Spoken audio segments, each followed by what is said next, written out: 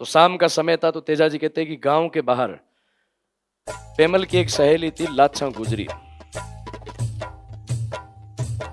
इस लाछा गुजरी के घर तेजा जी महाराज रात वासा लेते हैं। रात वासा मतलब रात को रुकते हैं। अब कहते हैं कि लाछा के पास खूब सारी गायें थी और पहले क्या कि गायों की लूटपाट होती थी। तो रात के समय लाछा गुजरी की गायें मेर के मीणा ले जाते हैं। कौन ले जाते हैं?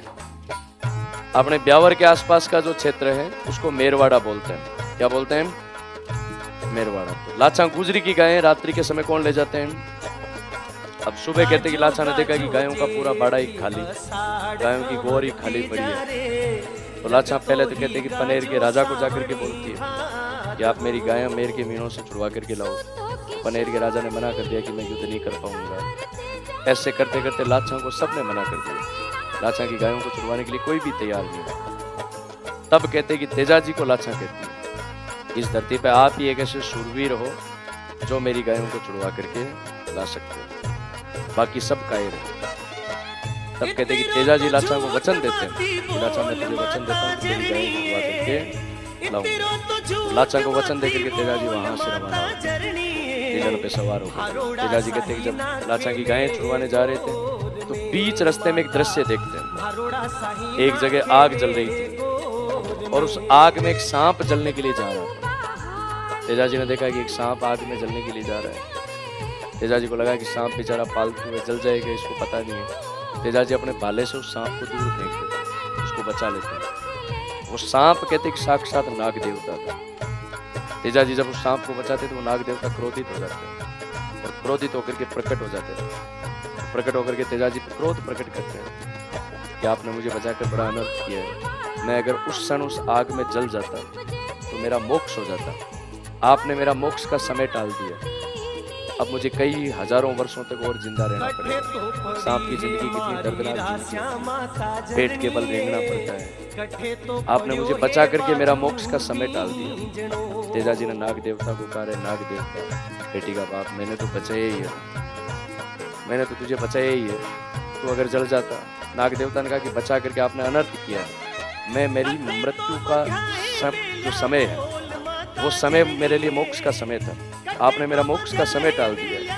तो नाग देवता क्रोधित होकर के तेजा जी को कहते कि मैं आपको डसूंगा। तेजा जी उस नाग देवता को भी वचन देते। आप सोचिए कि कैसे शूरवीर इस धरती पर, इसलिए आज उनको गांव गांव ढाणी ढाणी जगह जगह पूछते हैं। तेजा जी उस नाग को भी वचन देते हैं कि अभी तो मैं लाछा के वचनों में बंधा हुआ हूँ, पहले मैं लाछा की गायें छुड़वाने के लिए जा रहा हूँ और मैं तुझे भी वचन देता हूँ कि लाछा की गायें छुड़वाने के बाद तेरे पास आऊँ और तब तू मुझे डस लेना।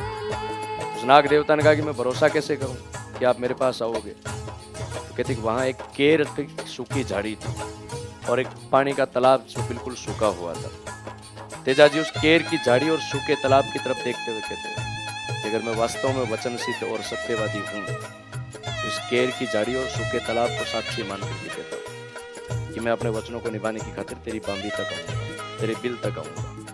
इतना कहते ही वो कहते कि केर की सूखी झाड़ी हरी हो जाती है और पानी का जो तालाब सूखा था वो पानी से लबालब भर जाता है। तब उस नाग देवता को लगा कि साधारण पुरुष नहीं है, ये तो कोई साक्षात देवता का रूप है। उस नाग को वचन देकर के तेजा जी वहां से जाते हैं और मेर के मीणाओं से युद्ध लड़ते हैं। किशनगढ़ के पास एक गांव है मंडावरिया, अजमेर जिले में गांव है। कौन सा? इस स्थान पर तेजा जी मेर के मीणाओं से युद्ध लड़ते हैं और लाछा की गायें छुड़वा के खिलाते हैं। लाछा की गायें छुड़वा करके जब तेजा जी लाछा के पास आते हैं और लाछा को जब गायों की गिनती करवाते हैं तो लाछा ने कहा कि बाकी तो सारी गायें आ गई, एक काण्या केरड़ा बछड़ा रह गया। एक बछड़ा था जिसका नाम था काण्या केरड़ा, वो बछड़ा नहीं आया। तेजा जी ने लाछा को कहा, लाछा क्या करेगी बछड़े का? गायें आ गई, बछड़ा ही आ ही जाएगा। तो लाछा ने कहा उस बछड़े के बिना तो मेरी गायों की गौशाला ही सुनी है, उस बछड़े से तो मेरी गायों की गोर की रौनक हुआ करती, गौशाला की रौनक हुआ करती। तो वो बछड़ा तो वहीं रह गया। कहते कि दोबारा तेजा जी महाराज उस काण्या केरड़ा बछड़े को छुड़वाने के लिए जाते और इस बार जब युद्ध करते तो पूरे लहू लुहान हो जाते। और उस लहू लुहान अवस्था में भी तेजा जी को याद था कि मैंने एक वचन किसको दे रखा है? सर्प को दे रखा है। और उस वचन को निभाने के लिए उस नाग देवता के पास में तेजा जी आते हैं। ब्यावर के पास एक गांव है सेंदरिया, एक स्थान है। कौन सा? इस सेंदरिया नामक स्थान पर तेजा जी महाराज उस सांप की बांबी तक आते हैं। बांबी कहते हैं बिल को। और उस नाग देवता का आह्वान करते हैं कि हे वासक राजा, मैंने आपको वचन दिया था, मैं अपने वचनों को निभाने की खातिर आपके पास आया हूं, आप मुझे डसिए। तो नाग देवता तेजाजी के सामने प्रकट होते हैं और प्रकट होकर के तेजाजी को कहते हैं कि धन्य है तेरी माँ कि ऐसे वचनों को निभाने वाले शूरवीर को पैदा किए।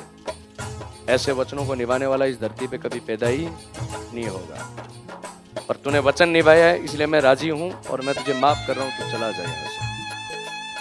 तेजाजी महाराज ने नाग देवता को कहा, वासक राजा, अगर आप मुझे नहीं डसोगे तो लोग मुझे कायर कहेंगे। नाग देवता ने कहा, डसूंगा, पूरा शरीर लहूलुहान, शरीर से खून पड़ रहा है, कोई ऐसा स्थान ही नहीं है जो सुरक्षित है, जो कटा हुआ नहीं है। तब तेजाजी महाराज उस नाग देवता को कहते हैं कि हाथ की हथेली, पैर की पगतली और जीभ, ये 3 ऐसे स्थान है जो बिल्कुल सुरक्षित है, इनमें से किसी भी स्थान पे आप डस दो। और ये कह करके तेजाजी नाग देवता की तरफ वो भाला बढ़ाते हैं, वो सांप उस भाले पे लिपटते हैं और भाले पे लिपट करके तेजाजी की जीभ पे डंक मारते हैं। आप कभी भी तेजाजी की तस्वीर देखना, उस तस्वीर में आप देखो कि वो सांप तेजाजी की भाले पे लपटा हुआ है और जीभ पे डंक मारा है, और यहाँ सेंद्रिया नामक स्थान पे तेजाजी को सर्पदंश